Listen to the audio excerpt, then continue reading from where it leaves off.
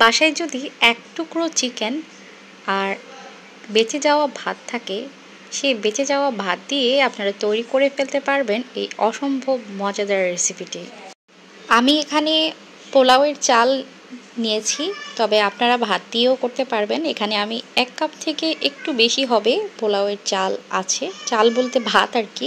এগুলো আমি fried rice করার জন্য কিছু সিদ্ধ করে রেখেছিলাম, সেগুলোই।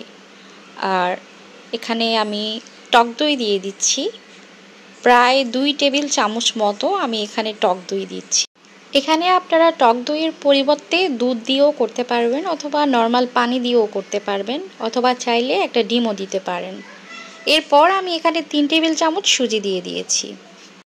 এরপর আমার বাসায় 1 টুকরো মাংস ছিল, এটা হচ্ছে মুরগির মাংস, বুকের অংশটা, প্রায় 1 কাপের মতোই হবে।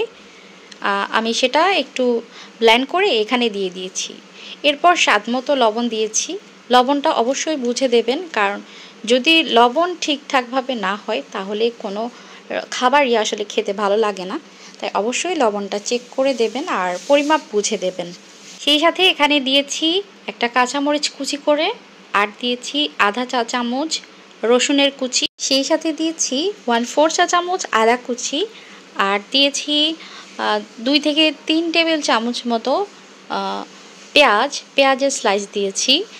আর বাসায় কিছু ধনেপাতা ছিল, সেগুলো দিয়েছি। এরপর যাচ্ছে মশলাগুলো: 1/4 চা চামচ অরিগানো, 1/4 চা চামচ কালো গোলমরিচ, 1 চা চামচ চাট মশলা, আধা চা চামচ গরম মশলা, জিরার গুঁড়া আধা চা চামচ, চিলি ফ্লেক্স আধা চা চামচ।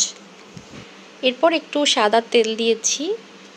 আপনারা চাইলে এটা স্কিপ করতে পারেন তেলটা, যদি অস্বাস্থ্যকর মনে করেন, তবে এটা খুবই হেলদি একটা খাবার, চাইলে স্কিপও করতে পারেন আপনারা।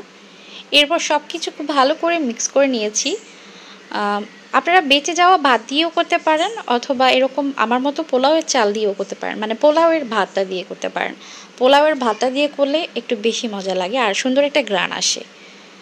এরপর চুলায় চলে এসেছি, আর একটা প্যান বসিয়ে খুবই সামান্য, প্রায় 1 চা চামচ থেকে 2 চা চামচ হবে, এই তেলটা দিয়ে আমি কাবাবগুলো ভেজে নিচ্ছি। আর এক পাশ খুব ভালো করে সেট হয়ে যাওয়ার পর আরেক পাশ উল্টে দিচ্ছি। এগুলো 5 থেকে 6 মিনিট লাগে, বেশি সময় লাগে না। মিডিয়াম হিটে ভেজে নিলেই অনেক সুন্দর, যখন একটা কালার চলে আসবে তখন এগুলো নামিয়ে নিতে হবে। 2 পাশ এরকম সুন্দর একটা কালার করে নামিয়ে নিলেই হবে।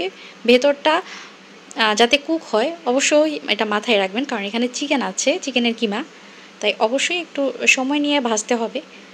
আবার অনেক বেশি ভেজে এগুলো ড্রাই করে ফেলবেন না। তো আমি একটু ফুলে ওঠার জন্য একটু ঢেকে দিয়েছিলাম, প্রায় 6-7 মিনিট লেগেছে আমার এগুলো ভাজতে। তো আপনাদের চুলার তাপমাত্রা দেখে আপনার বুঝতে হবে যে ভেতরে কুক হতে কতটা সময় লাগবে। এটা আমি একটা ধারণা দিয়েছি। আমার চুলার জালটা কিন্তু খুব ভালো আছে, মিডিয়াম হিটে ভেজেছি, তো বুঝতেই পারছেন। তো আমার এগুলো হয়ে গেছে, 2 পাশেই সুন্দর কালার এসে গেছে। আমি এখন এগুলো নামিয়ে নিচ্ছি। তো এই তো আমার কাবাবগুলো কিন্তু রেডি হয়ে গেছে। আপনারা এই ঝটপট নাস্তা বলেন কিংবা বাচ্চাদের টিফিন বলেন, যে কোনো কিছুতেই কিন্তু এটা খুব ভালো যাবে। অথবা চাইলে আপনারা পোলাও অথবা ফ্রাইড রাইস যে কোনো কিছুর সাথে এটাও খেতে পারবেন। আর যখন খুব বেশি ক্ষুধা লাগবে, ছোটোখাটো ক্ষুধার জন্য এই নাস্তাটা একদম বেস্ট।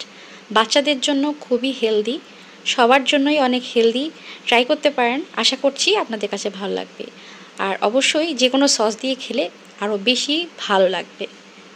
তো এটা এমনিতেও অনেক মজা, ট্রাই করতে পারেন, আশা করছি নিরাশ হবেন না। তো আপনাদের সাথে বকবক করতে করতে ভিডিওর একদম লাস্ট পর্যায়ে চলে এসেছি। তো আশা করছি আপনাদের কাছে ভিডিওটা ভালো লেগেছে। ভিডিও ভালো লাগলে লাইক, কমেন্ট, শেয়ার এবং সাবস্ক্রাইব করে পাশেই থাকবেন। এখানেই বিদায় নিচ্ছি। আল্লাহ হাফিজ।